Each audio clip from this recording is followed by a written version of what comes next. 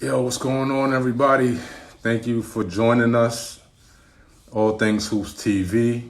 I'm really grateful for the overwhelming response to these interviews.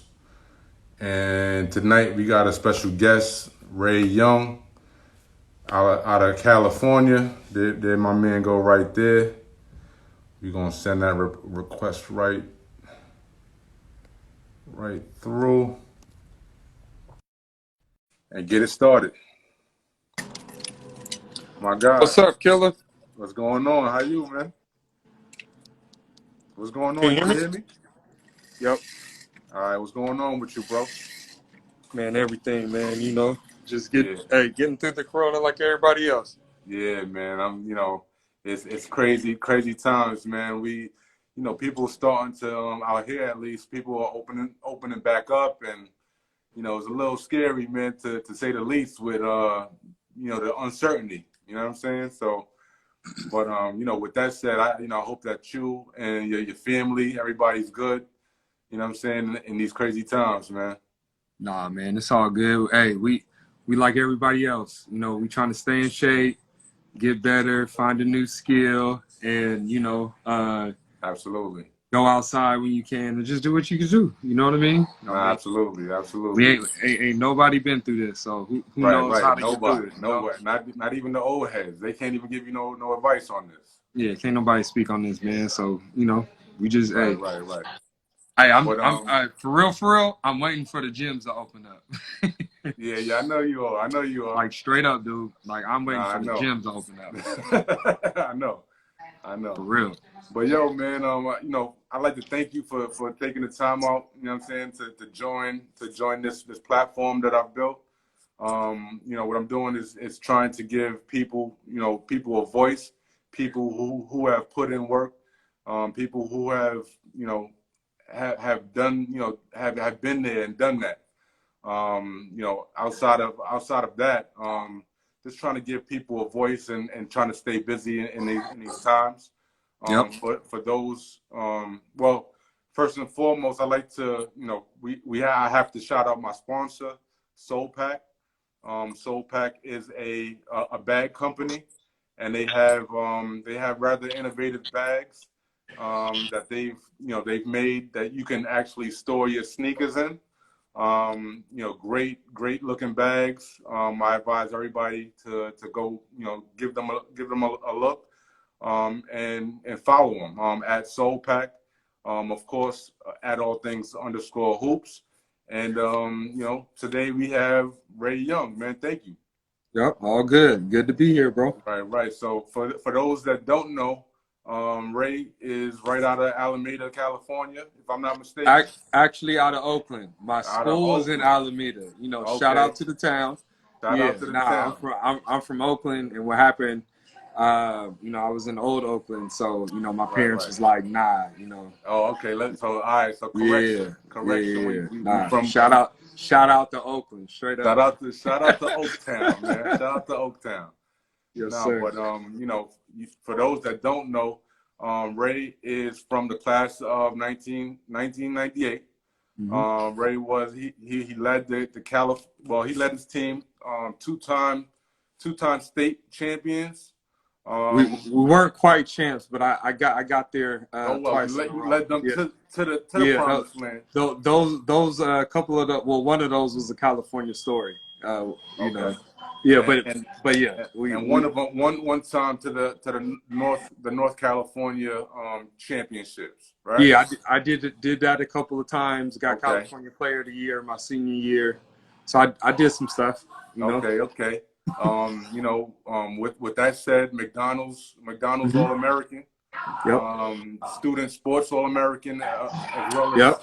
Low as key, a bunch still a low key nerd. Yep, for sure. as well as a bunch of other honors and accolades, including 1998 Gatorade West Coast Player of the Year. That was a little bit of an impressive accolade, if I may say so. No, I appreciate Um, it. Hoop Scoop and Prep Scar rated you as the number one shooting guard in the country in your class, and that's huge. Yep. You know, so that, you know, with that said, you know, you're not a slouch, pretty much. You've been Nah. there, you've done that, Yeah. and you know you have a lot of things under your belt in terms of your resume. Yep. You know, you also with Dick Vitale's #1 backcourt player in America, coming out of that class is coming out of your junior year, I believe, and Yep. also 1997 Junior of the Year. Yep. So you know you've been kind of collecting these accolades as you go along, but you definitely were doing your thing. But you know, let's rewind all the way to the beginning, if you will, man. Where did you find, you know, when did you start playing ball, and when did you find that passion? Well, I started off just a kid who just needed to play anything, just had too much energy to be sitting down. Right. So I really started playing soccer. And then it was soccer and baseball. And then baseball I took seriously from, we'll say, about like 8 to 12. And I won a World Series when I was 12. And then when I got to 7th grade, then they were like, man, why are you still playing baseball? And then for me, it was like I was getting better and better at baseball. And at that time, it meant that baseball also got wider and wider, because you got to remember, we were an all black team. Right. That won. We had the likes of, you know, the only name I need to say is Jimmy Rollins. You know, like that. You know, yeah, it's tough. His brother played with his younger brother played with me. I think they were he was a year older than me. But the point is, like, we had, I mean, at that time, Oakland was about like baseball. Basketball was like on the back burner, and then it got popular because then you started to see the GPs, the J kids come up who went to my high school, and now you're starting to see them finally in the NBA, crazy contracts and all that stuff. So both of those guys went to your high school? Nah, so Jason Kidd went to my high school, and we had the same coach. Wow. My coach died my beginning of my senior year. Yeah, like real talk. Right. R.I.P. Coach Laporte. Still, you know, to me personally, the greatest coach, you know, ever. Right. And yeah, Gary Payton's father was the person that talked to my parents about Ray should be playing basketball and leave that baseball alone. Shout out to GP. He knows. I tell, you know, R.I.P. Mr. Mean, Gary Payton's pop. But Gary Payton's pop really was the one that brought me to basketball in 7th grade at Montero Junior High in Oakland. Because before then, you know, I was in Deep East Oakland knocking balls out of Agreement Field. So. Then it was dope because I knew everybody from baseball, and then it was like I started taking basketball seriously when I saw it was one game that changed my life. Real talk, and I tell the story all the time. Las Vegas. I was in 7th grade. There was a dude named Jason Thomas. First of all, I was like, you should definitely know Jason Thomas. He ended up playing football for UNLV, but he was undoubtedly better than me. He was the only person in California that I'd be like, hey, man, I ain't got nothing for him. You know what I mean? Right. Tough. Super tough. Yeah, so what happened, he was dunking in 7th grade. So I was like, oh, okay. Like, damn. wow. Looking up, like, wow. Okay. And he in 7th grade, I'm in 7th grade, right? Hey, he could do it, I can do it. You know, so that's when I went crazy about, like, getting hops, because I wasn't even close. I mean, you know, we were still, like, creatively slapping the blackboard, and, like, you know, he's like, you know, I can maybe, like, hit it, but, you know, I wasn't. I mean, this kid was bopping. So I remember seeing him. There was another kid that played that was Eddie Winslow's little brother from Family Matters. Yeah. I was like, Eddie Winslow. That sounds familiar. Eddie Winslow has a little brother that's probably been 6'5" since the 7th grade, bro. He was dunking. Real talk. In Vegas. This is my first time seeing hoopers outside of outside of the Bay Area. So fast forward. I mean, these are all this is just one tournament, bro. The championship game, I had won the consolation prize. I think we had lost the first game and then won everything else. So I got the consolation prize or whatever that we could get. But I was like, hey, I'm on to something. I could really hoop because I'd only hooped in my neighborhood. It was just a neighborhood thing. And after we got finished hooping, we was playing strikeout. After we got playing strikeout, we was playing tackle football. I mean, we was just playing, bro. Like where I was from in Oakland, we was just playing park to park. You go to this park, see what's up there. You go to that park, see what's up there. It was literally, and I wasn't supposed to even be catching the bus at the time, you know, like. Right. Going anywhere off the man, out of please. the neighborhood. Man, I'm out of here. What do you mean? Right. I'm way in deep East Oakland playing, you know, playing ball, you know, telling my parents, yeah, I'm just going around the corner. But I was library. yeah, you know, bro, I was getting it in. And it was fun. So it was one of those things that I didn't even realize like I was working until I knew what I was even going after. Because I was just hooping, bro. It was just fun. Yeah, it wasn't no thing. It's what everybody did in my neighborhood. I don't lose. Even when I take L's, I eventually figure, I'm not, so then, that comes a part of it. And then it's like, I'm taller than everybody. I wasn't a giant, but I was, I was taller than everybody. So it's like, you feel like you're the first experiment because you're like the tallest kid in the neighborhood. And I wasn't that tall, but I was still taller than everybody, right? So fast forward, I got off track. But the game I'm telling you about in Vegas, let me give you this lineup. Let me give you this lineup. Jelani McCoy, okay? Salute to my guy, Jelani McCoy, man. Shout out to Boogie. Jelani McCoy, okay? He's guarding Kevin Garnett at the time. Bro, these are all 9th and 10th graders. Wow. I'm in 7th grade, bro. I'm just white. This is my first real basketball tournament with Gary Payton's dad. First one. I was a real life baseball player. He took you to the fire. He took me to the fire. Right, you know what I mean? So I'm seeing Jelani McCoy guard Kevin Garnett, right? You got this kid named Lujman Man, this lefty out of Inglewood. You gotta say that again. Because he just joined. Luge, what's up, man? He already knows. Stop it. Jelani knows. So I tell him this all the time, bro. Changed my life. So Jelani McCoy, KG, this kid named Lujman Man, Shea Cotton. I don't think Barron wasn't in. Matter of fact, Barron's best friend was in the game, who we call Terminator, Tremaine Ross. But Jason Thomas, a young Tayshaun Prince, a young Paul Pierce. Right? These are cats that are in the championship game that I'm watching in my first hoop tournament ever, bro. This is my first. You know what I mean? Right. And I'd been playing baseball, so I'd been in the country with some, with some random, whatever. Just on some whole baseball is way different. So I'm coming over here. The gym is going crazy. Right. I'm seeing 9th and 10th graders like Jelani McCoy, Shea Cotton, all these kids that are like that ended up being real pros. And I still remember that game. Game in Vegas. So that's and remind you, I'm in Vegas, right? I'm out of Oakland. I'm kicking it. Yeah. I got something to tell my friends when I go back home. Right, exactly. I'm telling everybody about Shea, about Jelani, about Luge, about Paul Pierce.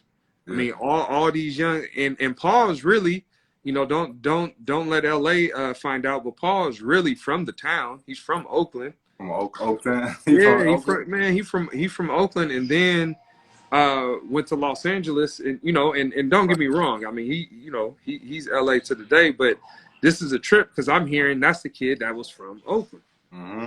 You know what I mean? And I knew some people that had anyway. But the point being, these were the games that turned me out to like, yo, I'm hooping. Yeah, I got to be in this. Right. You know So this was 7th grade, right? This was 7th grade and no cap. 8th grade I won it. No cap. Wow. Straight up. So that's what turned me out to basketball, was seeing Jelani McCoy, Shea Cotton, that Vegas trip. We went crazy. Who'd you play for, though? Who'd you play for? I played for this team called NorCal. Okay. It was under Gary Payton's dad's tutelage. But we were all straight Oakland kids. We all went to Montero Junior High. That's where he found me. I was literally a baseball player. Literally. Right. And the streets knew me. But you know, it was elementary at the time, so it was like I'd never played in no AAU. I never played it. Like, I didn't get in that world till I was 12. I thought I was gonna play baseball for the rest of my life. Right, real talk. And then Jay Valentine over here talking about my R&B singer. He said an R&B singer held him to 10 points. So Jay Valentine, shout out Jay Val. He's from the city.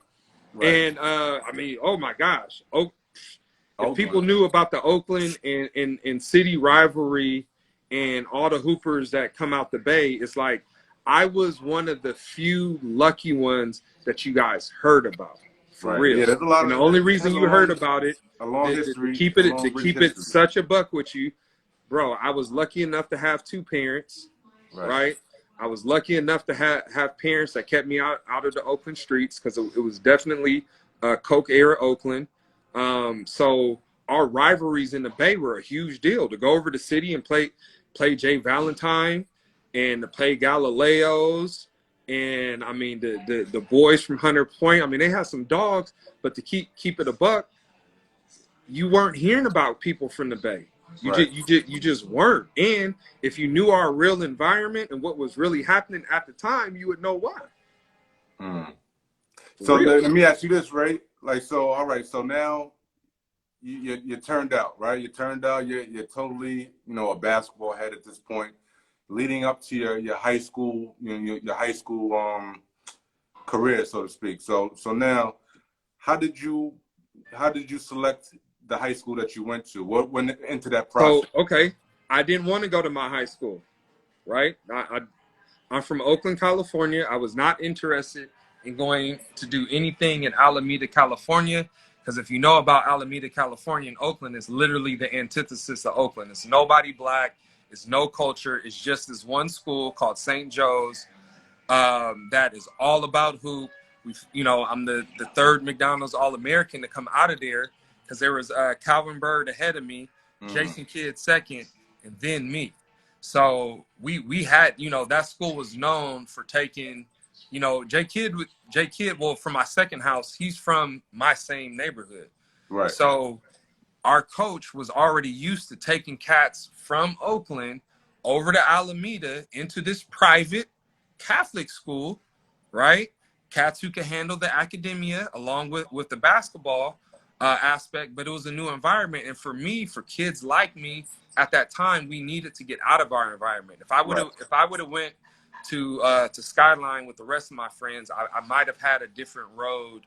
You know what I'm saying? Like, not to say like, hey, I'm Ray, I would have figured it out. So not to say if I would have went to Skyline, life would have been bad. I'm just simply saying it would have been a different story. That wasn't in the play. And thank God I did that, because if I hadn't have gone to St. Joe's, I was able to go to any Ivy League school that I wanted to, including Stanford, right? Which was part of my package. So I also had the nerd schools on deck, but that would have only happened if I would have I could have went to Duke. I could have qualified for Duke because I went to St. Joe's, right? Right. And they held that standard.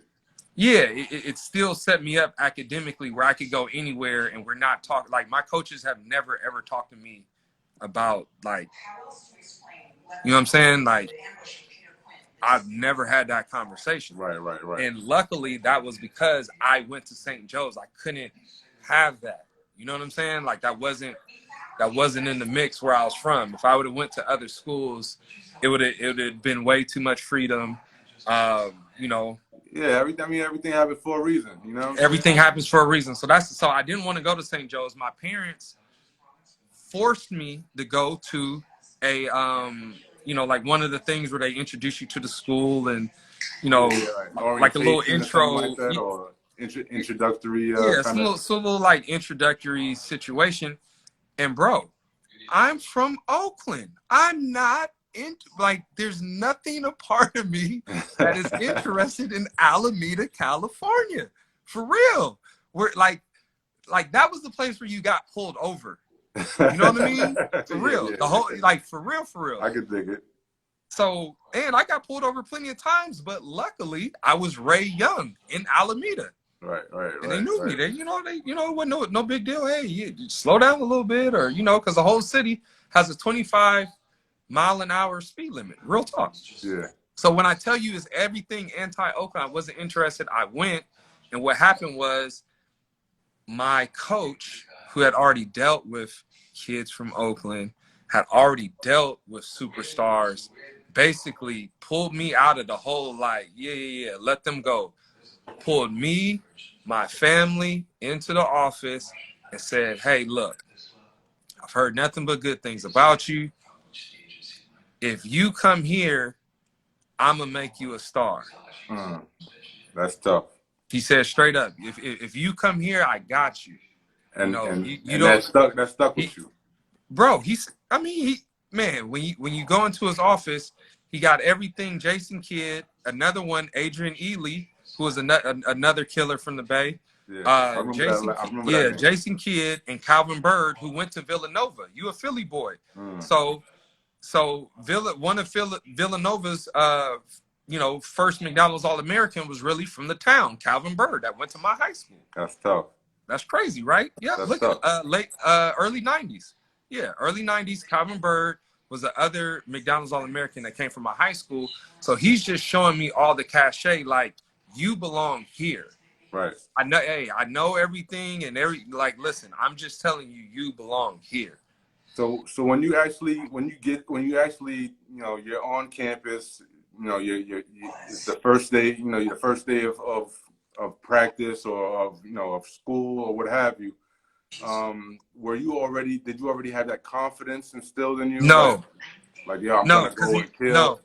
Because once he got me in there, he made sure, you know what I'm saying, now I'm under his tutelage. You know what I mean? Right. So he did not go hard on me, or he went harder on me. He didn't go soft on me. Right. People thought that I went to St. Joe's because it was like, nah, it was actually the opposite. He went harder on me, but he was one of the few people that could go harder on me, and I knew where he was coming. Like, he's one of the few people I could literally run through a brick wall for. He knew, like, you know what I'm saying? And I knew no matter how much he got on me, it was always love, because he would cuss me out and then 1 minute later throw me back in there.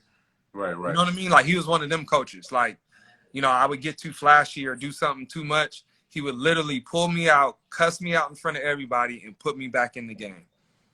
Now, at this point, was there any particular players that you kind of looked up to coming up and tried to emulate their game, or you wanted a certain playing style? Was there any one or two players that you kind of saw and said, I'd like to kind of emulate that person's game? Nah. So this is what I will say. I can't say that there was somebody from Oakland that I was emulating, because at the time I felt like I put in more basketball hours than everybody there. So I felt like, you know what I'm saying? So it wasn't like that, but this is what I will tell you. Zarek Payton. I was playing against half of like this team Fremont in Oakland, another known hoop school in the Bay Area. Zarek Payton, who was Gary Payton's nephew. And I also, just to give you some context, I played with Gary Payton's little brother, who was a year older than me too. But he played on the older team. I was 7th grade, he was 8th grade. What's his name? Brandon Payton. Right. Okay. So his cousin, or I forgot how they all family. He's Zarek Payton. We call him ZP. He was one of the people that I wanted to emulate his toughness. Right. The tenacity. You know what I mean? The tenacity. He was one that I looked towards, because I felt like I had the skill, I needed to, I needed to make sure people felt me though. And he Right. was the first person that made me understand that because he used to do it to me. Right. So me emulating, I emulated the OGs that were like actually older than me, like people you've never, ever, ever, ever, ever, ever heard of. You know what I Right. mean? Right. It's Yeah, like that's the best. I would have to name like neighborhood people. It wasn't no big. Yeah. You know what I'm saying? Like I don't feel like at that time we was still trying to get it cracking at the parks. And Right. I had my point guard down the street. My point guard that I grew up with ended up real like this. I'm telling you, real life. This is just straight neighborhood, Yeah. dude. That was my high school point guard. Years down the line, we had lived in the same neighborhood since second grade. Adrian McCullough. Yeah. These are people that I looked up to. They were slightly older than me. Adrian played at Nevada. We had some other OGs like James Daly. There was a cat named Hook Mitchell. Yeah. No, I I was trying to get my Hook Mitchell. He's a little older, right? He's definitely older, but when I tell you the most gangster, Yeah. pick you up 94 feet, He was dunk jumping on over you, cars and stuff like that. just jumping over cars. You know what I mean? Like I wanted that kind of, you know what I'm saying? Yeah. So those, that's what I was looking up to, like the Hook Mitchells. I'm legend in the streets. Right. Period. You say his name, oh yeah. I was, you know what I'm saying? So it was more or less like their tenacity, their passion, their energy. And that's some of the stuff that you took from that. From those guys. Look, I took the town. If you notice, everybody from Oakland knows how to play D, homie. Right. Ain't no punks out there. Hey, this is why I did this, man. Cause nah. A lot of my and though I don't take the Matt Barnes approach on the court, stop it.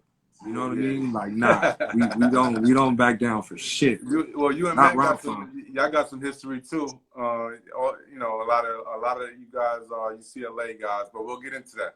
Yeah. So in terms of your throughout your high school career, you've been steadily kind of increasing your output. Freshman year it was maybe 12 points a game. Sophomore year maybe 15.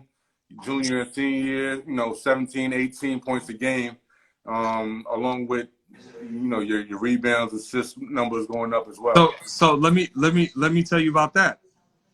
That's all cap. You know why that's cap? Bro, 9 times, and most McDonald's All-Americans know, bro, I wasn't, at least at my high school, my coach didn't care. So I couldn't get left in the game to score 30, 40, or 50 points.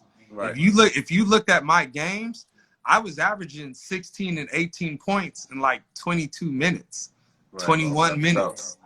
I never played the whole game. Yeah. Never. I didn't lose. Dude, I'm gonna give you some why I say like, oh, don't even trip off the high school. I didn't play the full game ever. You know what I mean? My state championship, you know what I'm saying? You can look at my state championships. Crenshaw, busting 28. They was number one wherever. You know what I mean? You can look at all my big games now. Don't get it twisted. Right. But the actual stats, unless you saw me, I was cap. I didn't play the whole game. We was blowing people out by 40 and 50. It looks deceiving. Yeah, my coach didn't care. He was like, so by half, I was done. Right. Yeah, we called it. We called it the 30-30 club. We play games to get our 30-30 club. We up 30. Let's get our boys in, and we was trying to crack jokes. You know what I mean? Yeah, we only played real minutes in real tournaments. You know what I mean? So let's get our bench guys some run today. Yeah, see how we were not, and that is no cap. Anybody that ever came to my games, unless we were playing like O'Dowd or El Cerrito or something, I did not play the whole game. When I say El Cerrito, that's because they had Drew Gooden. And I say Bishop O'Dowd because that was like the biggest rival. When we played Bishop O'Dowd, we had to play at colleges. We couldn't play at either one of our high schools because it was just such a big deal. Ray, when did you know all right, I'm good enough to possibly make something happen here. You know what I'm saying? With respects to maybe even the league, maybe maybe something overseas. When did you realize, all right, this I got to take this seriously, and To keep it this is real, gonna take me somewhere. the league wasn't even thought of until college. At the time, when I tell you I was so locally focused, all of that shit didn't matter. You know, so that's why I always go like kids that worry about rankings and where I luckily was in that fold, but that was only because I went to a high school and that had a coach that had already, he knew how to position me. Now he would put me in the tournaments. I had to go do what I had. You know what I'm saying? Right. If it's like I still got to go play at the end of the day. And I was luckily in a situation where the politics could go in my favor. I could go to those camps. I was going to ABCD by 10th grade, but I went to what people didn't know. What I really had got on was at the 5-star camp in Pennsylvania from playing outside. That's where me, Corey Maggette had gotten real tough because I think I was MVP and go figure. Corey Maggette was like the co-MVP or like whatever the hell is, but that's what it really happened. I'd gotten on my 9th grade year in front of I forgot that dude's name from 5-star basketball. I remember it was the orange. You're outside all day. Yeah. I remember seeing Steph. Was it Holmesdale? Was it in Holmesdale, it was in Pennsylvania? It was in not Hershey, Pennsylvania. It was at the not John Jay, because that's New York. Man, I'm getting all my JCs mixed up. What was that? One of those? Oh, like Jay Morrison. Okay. Jay Morrison, or yeah, I think that's right. Jay Moore or John Jay College. It was something in Philly where 5-star was, and the point was my coach was putting me in the Lions Den. He was basically putting me in all these camps and all these situations away from home, out of Oakland, out of the distraction, all of that stuff. And I was coming back with trophies. Right. Like straight up, no cap. I was coming back with trophies. And it wasn't about like the league. I was just having fun. Right. You know what I mean? I was having fun playing the game that I loved. And I wanted to come home and have stories. Just because in our neighborhood, that's what the hell we did was play basketball. What did y'all do when y'all grew up? Like, that's all. Like, bro, we was trying to find the parks in Oakland, straight up. And me and my friend Adrian, another one, Aaron, Matt Ross, bro, we used to catch the buses to go to other parks around Oakland and play. And I damn sure my parents definitely had no clue. I was on the bus riding around Oakland and going downtown to the Y. Like, nah, because they were, old Oakland ain't, it ain't what it is now. Oh, of course. I don't think there's any place like it is, back, like it is now. It's totally every place on the globe probably totally different. But in terms of like the neighborhoods in Cali, because I'm a New York guy, so you know what I'm saying. And from what I hear. The gang culture, it's obvious that the gang culture out there is a lot different. And yeah, so let me give you some insight. So it's completely different up north. We don't gang bang. There's no colors in Oakland. I shouldn't say there's no colors in Oakland. Let me take that back. That's not part of the black culture in Oakland. Okay. At all. So that's a completely LA thing. So that's what I had to learn when I came to UCLA of all the LA politics. Because in Oakland, it's I don't like you. There's a problem. Something's gonna happen, right? Like, but not even neighborhoods, or It is neighborhoods, but it's more or less I don't like you the way it should be. It's not like he had a rag on or like the way it should be. Yeah, like no. Like, bro, I literally just don't like you. You know what I mean? Or like there was a problem, but it's not a gang thing.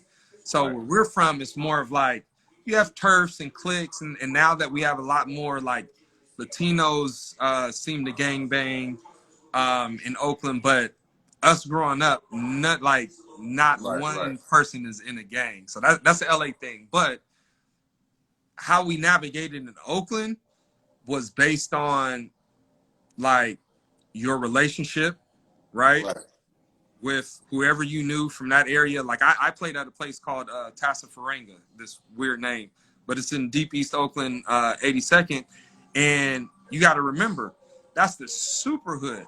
And though I wasn't from the necessarily super hood, I knew that to make sure that I'm good down there. I knew everybody that played baseball, so I happened to know everybody. You know, the baseball park is right down the street, so I knew the neighborhood because I knew all the baseball players. So it was just more. It's more of in Oakland. It's just more of a respect thing. It's not. It has nothing to do with no colors. It's just like. Just make, you know what I'm saying? Don't be walking in here like you own this spot, you know what I mean? It's just, disrespect, you know? Yeah, it's just regular disrespect. It's what I can wrap my mind around. But in LA it's different. You know, you got gangs, and then you got neighborhoods, and then there's neighborhood gangs, and then like I didn't know like a Crip killed Nipsey. You know, that was like what? Huh? Like, you know what I mean? So I'm from Oakland, so no, that, you know, it's new to me too. Not I shouldn't say new because I've been out here forever, but you know what I mean? That was an adjustment. In the town, it was. I feel you. Yeah, in the town, unfortunately, it was more pimp culture. To keep it a buck. Right. Listen to Two Shoe. It was more pimp and like hustle culture. You know, it wasn't gang. Pimps and hustlers is pretty much how you were raised. Yeah, our old era. It wasn't gang. You know, just think it was Too Short, right? And then, you know, our wild side was probably MC Hammer, right? Yeah. You know what I mean? Right. And then, you know, the gangster could have been, you know, Spice One, or, you know, it's like, yeah. You know, we had a lot of things going on. You had somebody for everything. For sure. Ray, tell me. So all right. So in terms of you being, you know, your stock is raising. You're going to you know, to different camps and things of that nature. When did the colleges, you know, start knocking on your door and become interested in you know, kind of your services? Yep. No, I got you. Probably 10th grade year. I remember, like, actually right after 5-star. Okay. Yep. And what schools were like heavily, you know, kind of recruiting you throughout high school? Everybody. You have boxes of letters and handwritten notes and all types of stuff, right? Everybody in the business. Yeah, so like think about it like this, which you don't know while you're going through it, right? It's like the reason my coach was putting me in all these camps because he understood if I won or was an MVP or, you know, any of that, then obviously it's like, right, you had to take this kid seriously. Right. So that's what I didn't understand that he was doing at these times. He was just sending me everywhere and just seeing what happened. And every time I came back with a trophy, it was like once you if you're MVP of anything at 5-star, Garfinkel. Yes. Garf. You already know. Bro, if you're the MVP of anything of his, you're on the radar. Yeah, right? Absolutely. Bro, I was playing people outside in 90-degree heat in Pennsylvania. Those night games are crazy too. Night games outside against everybody. Yeah. You can't you can't dunk anybody. There's no you dunking. Can't dunk. You can't, bro. There's no cap. It's just hooping out here. But for me, you see, like for me, and I'm from bro. That's all we used to do. Right. So we just running around Oakland to the parks, going up and down the parks with. That's it. Like I'm like 5-star. I'm like, oh yeah, this is like, man, I wish we had this in Oakland where I ain't got to drive, you know what I mean? Catch the bus and tell my parents, you know, lie to them, tell them, you know what I mean? When did UCLA, you know, when did you start hearing a little buzz about UCLA, and when did they become interested? Well, I mean, hell, the way it's supposed to be, you noticed UCLA. They didn't have to say nothing. UCLA in 1996 Yeah. or 95, whatever it was, Yeah, 96, yeah, yeah, yeah. 95, they won a natty. Who was that? Hey, Tyus and them? Tyus Edney and them? Tyus Edney, Jelani, Yeah. was Jelani there? No, Jelani might not have been there yet. That was the Toby Bailey, J.R. Yeah, that was Toby Henderson. Bailey and The Tyus Edneys and that whole crew. Toby Bailey. I haven't heard that name Big in Z. ages. Yeah, it's like, dude, they had squad, and it was the way UCLA was supposed to be. They didn't have to say nothing to me. Like, fool, yeah, I'm interested in y'all. They just won. It was them in Arizona. I think Arizona might have been 96, and I think UCLA was 95. But yeah, the Pac-12 is cracking. What do I need to go across the country to do for what? We're cracking right here. Right. I don't need to go nowhere. For what? UCLA and then Arizona, and those literally ended up being my last two choices. Period. It was like I wasn't nothing else to go where. Like, right. Hey, down the street. That's a 5-hour drive, hour flight. Nah, absolutely, man. So, I mean, in terms of, all right, so you're ending your high school off, you're capping it off with a McDonald's All-American, the McDonald's All-American game. Yep. With guys like Quentin Richardson, Rashard Killer, Lewis, shout out. Eric Barkley was on that team. That Richard was my Jefferson. roommate. He was a monster. Richard, yep. Richard Jefferson. Who else? Corey Maggette. Al Harrington. Still our class's best scorer. Mike Joe Prisbilla. Right. Tough. Hey, shout out to my man Jay Rush. Rush. Kidding me? Killer. Corleone Young. Killer. Shout out to Tayshaun Prince. Cali Love. Killer class. I mean, we had we had a dude named Teddy Dupay that averaged like 48 or something. Yeah, I remember that name too. I mean, we had such a wild array of characters. You know what I mean? But just knowing that Stromile Swift. Yeah, Stromile. I said that. You said Stromile? Okay. But in terms of you being a killer and you being at this place, All-American game, it obviously was probably one of your goals, to make the All-American get the McDonald's All-American game. For sure. How did it feel personally to not only accomplish your goal of making the game, but in retrospect, just kind of looking back at all of those great players who you were kind of neck and neck with, and had the ability to play with. How did that make you personally feel in terms of your accomplishments? I mean, at the time I wasn't thinking about it because it was like in my brain, I kind of I don't want to say like I expected it, but it was almost like, bro, I played that much basketball.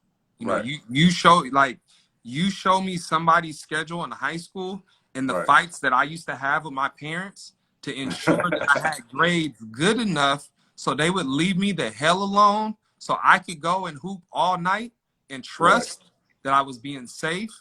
And you know what I'm saying? Like, bro, I used to get in trouble for hooping.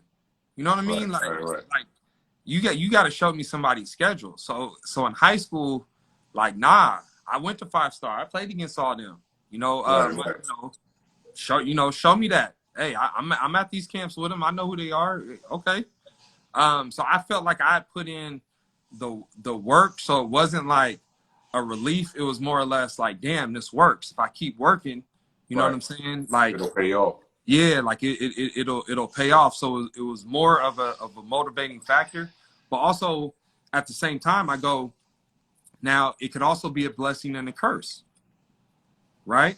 Because I look back and go, well, maybe if I didn't, if I wasn't a McDonald's All-American and I didn't have certain expectations and I did have time to grow or go to a situation, because I needed more development. It's like, it's also like, I mean, hindsight is 2020, but I tell people it's like, you know, you don't know what you don't know until you like go through it, right? And that was one of the things that I wish basketball players like understood, like knowing where you're really at. You know what I'm saying? Like, hey, I was a McDonald's All-American, but I still needed to develop more skill because by the time I had left UCLA, I ended up being a point guard. I wasn't the super athletic one. Now that the NBA loves to see, right? But they weren't trying to hear that when I was coming up. So not to say that I was more or less, but I was right about where Russell Westbrook was in terms of athleticism. But I didn't have that chance to develop and get to a place to where I could show my point guard skills long enough, because we all know the game is just an AAU basketball game. I didn't need to be Magic Johnson, right? I just needed to be Westbrook and make sure I kept pressure. I ended up, because I was on the bench for a long time, I ended up being the best defender. And then I'm playing against Baron Davis every single summer. And I know it's working because he's cussing me out every day. And I'm getting under his skin. Under the Bears' skin. Salute to BD, man. Salute to BD, man. He's a great dude. But that's real talk. It's like, I'm playing against him every summer. So what y'all gonna do? What were some of the things that, like, competition wise, that were kind of tough to get used to at the next level? When you're at obviously at the collegiate level, everybody's a lot bigger, a lot stronger, a lot faster. Were those? Did you actually, did you see a lot more of in terms of players that were now where you were kind of at the pinnacle of the high school, the high school basketball level, and now you're thrust back into back into kind of being you don't have all of the accolades. I basically had to start over and regroup. And let me tell you, no cap, I have no ego about it. But it's like, you have to be self-aware and know what happened. Right. Let me break it down. So imagine you're a McDonald's All-American, but you still need development in terms of league progress, right? So I chose UCLA to bridge that gap. Right. When in actuality, UCLA, though it was, obviously it's the perfect decision because I made it and, everything that's come from it. But what I didn't know was, right, what I didn't understand at the time was, hey, UCLA was more of a microwave. It was a microwave place, right? Like cats that they had were typically a little bit more developed. Well, I shouldn't say that. We had a coaching change. There was that the UCLA thing is tricky. Like that's why I was like, it's so tricky because you got to remember, I originally went to UCLA for under the 95 championship, right? This is when I know, like, oh yeah, I ain't got to go far. I could go down to LA. Perfect, right? So that was already planted, right? Now there was a coaching change, so I dealt with a coaching change and a young coach, right? Now, mind you, in high school where I was successful, I was already with an older coach that knew how to play puppet master and put you in situations for you to win and, fill in those gaps of, okay, boom, boom, boom, boom. Well, that's what I was originally signing up for. But what happened when the coaching change came, now I'm new coach, young coach, has never been a head coach, has never had the likes or the talents of all these McDonald's All-Americans as a head coach. Right. So my story was a lot different because not to put the blame on the coach or anything, but the system, the infrastructure wasn't set up unless you were already ready-made for the league now. So for my rebuild, I had to go back in the lab. I was with Rico Hines. Shout out Rico Hines every day I in think I the saw him in lab. there. Yeah, I Shout was out to Rico. Yeah, I was with Rico every day before practice for years. You know what I mean? I had whole ass NBA players come in and tell my coach, "Yo, you tripping?" And Ray is running the point against the pros daily. Right. Like, right? So it was like I had to go through all of that to rebuild my shit up with Rico. And that was the best thing that definitely ever happened to me. But don't get it fucked up. If I go to Arizona, right? My other option, Lute Olson, 60, you know what I mean? 60 something years old, then coached everybody, right? Yeah, the hindsight is The hindsight. development, and then you look at all the people that were in my class that went to Arizona and went to these places and got developed. It was like they had a different trajectory based on like the infrastructure of where they went. And I went to a different infrastructure, along with obviously me being 18 as is already, young coach, 30 something years old. I mean, you can only imagine, we're not, you know what I'm saying? I wasn't a definitive, elite guy coming fresh out of high school, not definitive. Right. You know what I mean? Dog, though I was top, I still needed development. You know what I mean? So, point being is like you look at how the trajectory of things would have went, different infrastructure, older coach, knows how to manage egos, talent, has had plenty of other All-Americans, Mickey D's, you know what I mean? Right. That it could have been a different situation possibly, but it all worked out because it made me go in my bag. It made me grind. I got with Rico.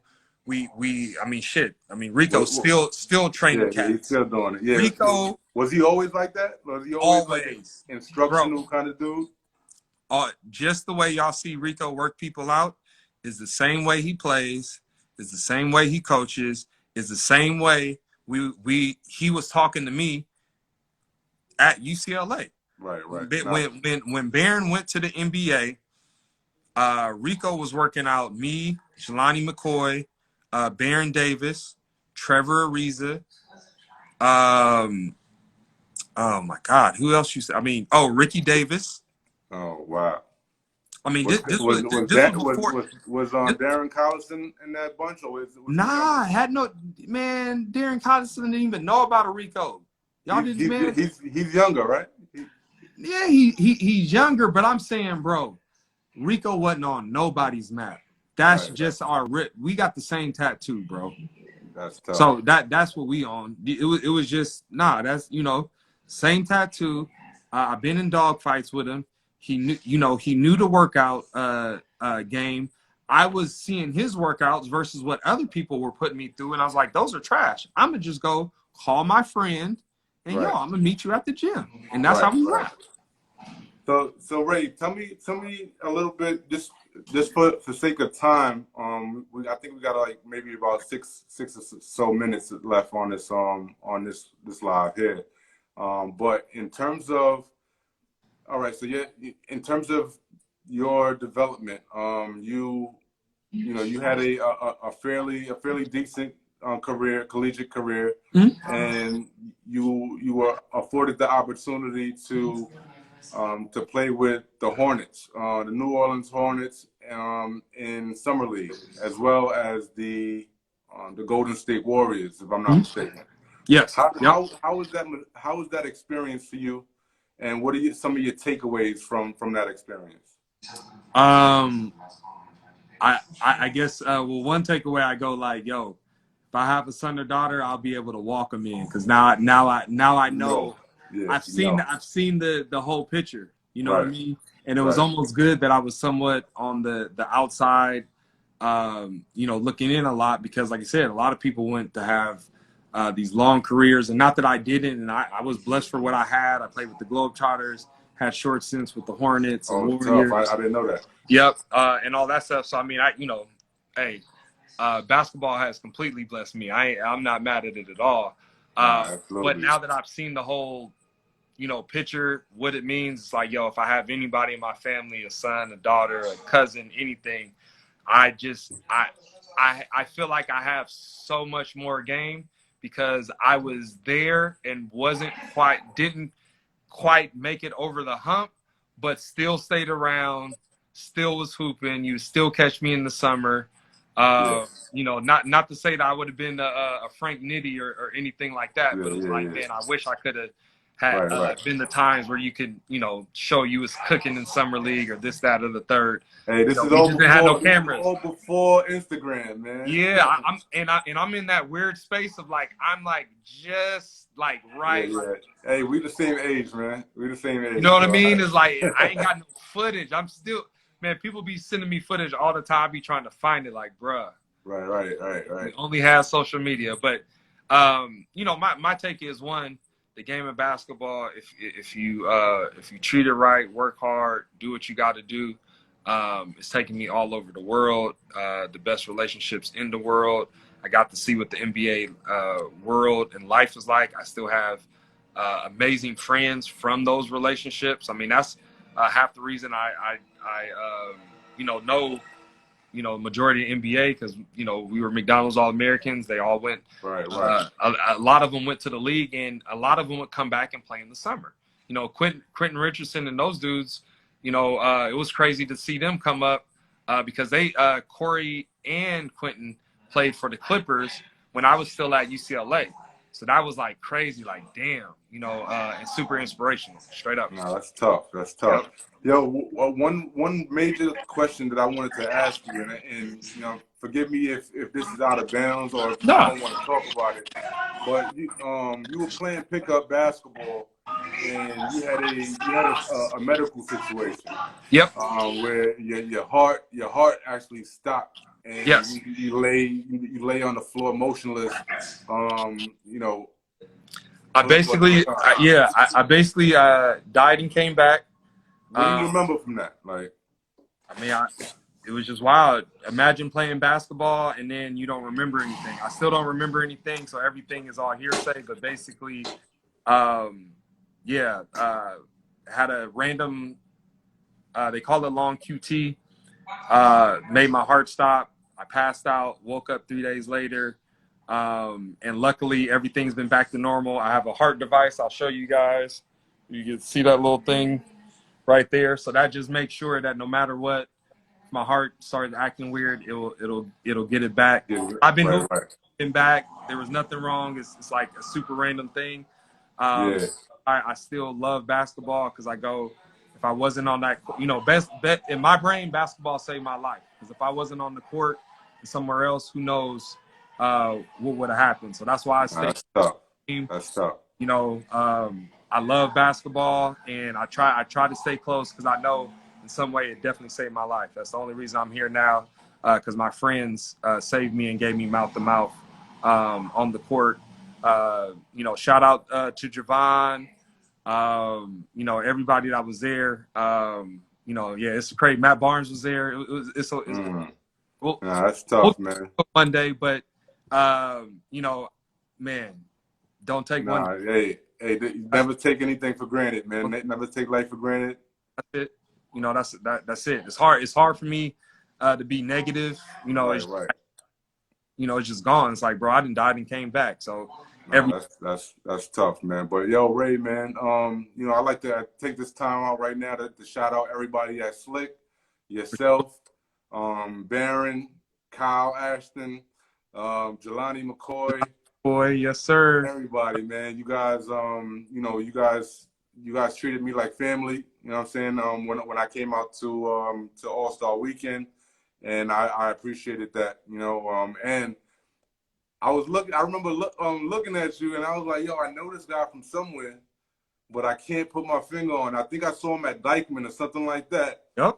But lo and behold, you're Ray Young, and and I had to do a little bit of homework. But Yep. yo, again, man, thank you for this time. I really appreciate it. Nah, man. You know, wish you Bro. guys all the best. Yep. And you know, hopefully we could reconvene, and I could be invited to the next Slick event. Hey man, we already got you in mind, and more importantly, me and Jelani definitely gonna have you on our Slick Talk, bro. So